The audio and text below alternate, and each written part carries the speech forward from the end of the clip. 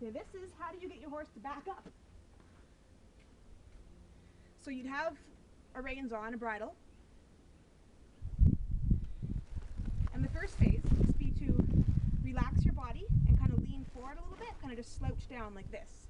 Just kind of into yourself. And then you want to squeeze a bit with the top of your legs at the same time. So you just kind of slouch down and squeeze with the top of your legs.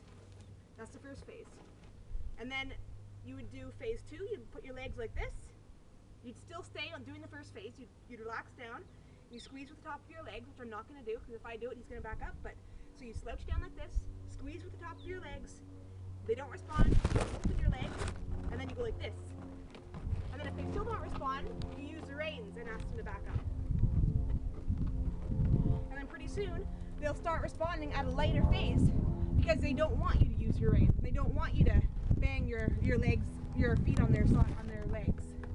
So phase 1, you just slouch down, squeeze your legs. Phase 2, open. 3, bang your legs, use the reins. And then pretty soon they'll learn that pretty soon they'll want to respond at just squeezing your legs like this, because they know if they don't, it's going to be more uncomfortable. And horses love comfort, so they'll respond a lot quicker if you do correct, distinct phases that go from lighter to harder. So squeeze your legs, open, bang, raise. And you want to make sure that as soon as they try, as soon as they start going backwards at all, as soon as they shift their weight back, you release totally. Whether it's at phase 1 or phase 4, you want to release right away so that they learn that they're doing the right thing right away. Because if you keep on asking them to go backwards when they are responding, they'll think, oh, I'm backing up, I'm doing what I'm supposed to do, and I'm not getting a reward for it, so why even bother trying? And also you want to make sure that you build it up. Do a shift back, and then a step back, and then another step back. And then if you have to go to phase 4 eventually, you can go to phase 4 and they respond, go right back to phase 1. You don't have to release every time, you can go back to a lighter phase. So if I have to go to phase 4 and I'm using the reins, and then they respond, I can drop the reins and I can start going back to phase 1. And then I can go up the phases, go to phase 4, go back to phase 1. Phase 4, phase 1. Or you can just totally release, whatever you'd like. You just got to build on it step by step. Don't do too much at once or else they won't understand and they won't get a reward for it. They need a reward. And when you do let them just stop and relax, when they do a really good one, a really good backup, just let them stop and relax and stand there for a minute or two so they can start realizing that they did a really good job at it and they did a good thing. Horses love comfort, and that's a great reward for them. They don't always need treats, just give them comfort.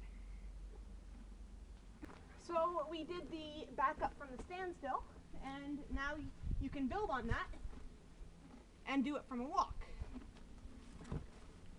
So I'll just back them up here, and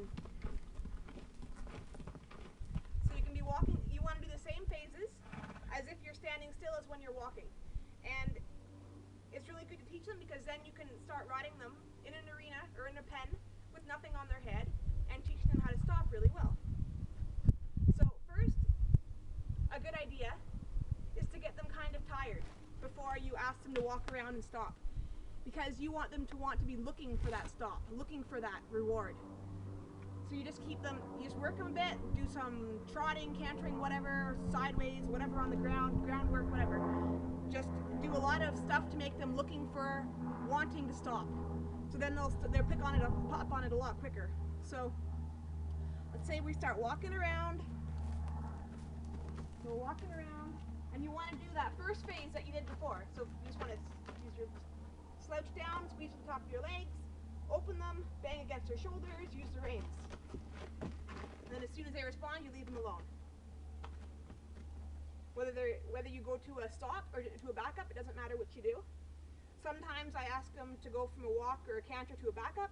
Sometimes I ask them to go from a walk or a canter or a trot, whatever, to a stop.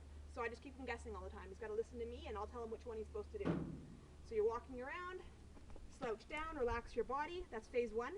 So when you're walking, just totally relax your body. Stop riding with them. Just relax, slouch down, squeeze at the top of your legs.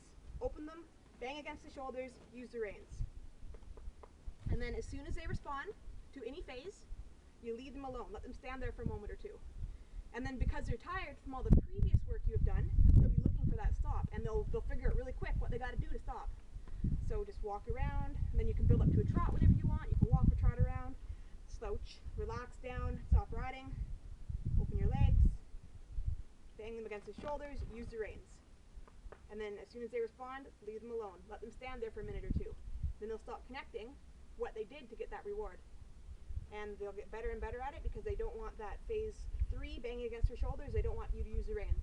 So they'll start stopping immediately when you just relax your body like that.